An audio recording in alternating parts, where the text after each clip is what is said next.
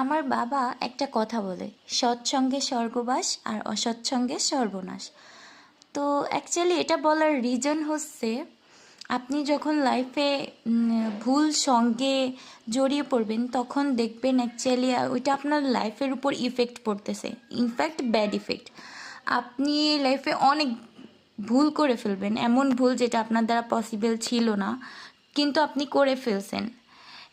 In fact এটার জন্য আপনার সারা জীবন সাফারও করতে হতে পারে। এটা আমি আমার এক্সপিরিয়েন্স থেকে বলতেছি। আর যদি আপনার সঙ্গটা সৎ হয়, তাহলে আপনি যদিও আপনার কোনো বদ অভ্যাস থেকে থাকে, ওটা আপনি ত্যাগ করতে পারবেন।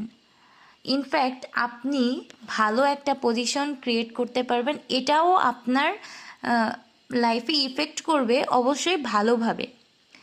তো এটার মানে হচ্ছে আমি এখন বুঝি যে সৎসঙ্গে স্বর্গবাস, অসৎসঙ্গে সর্বনাশ কেন।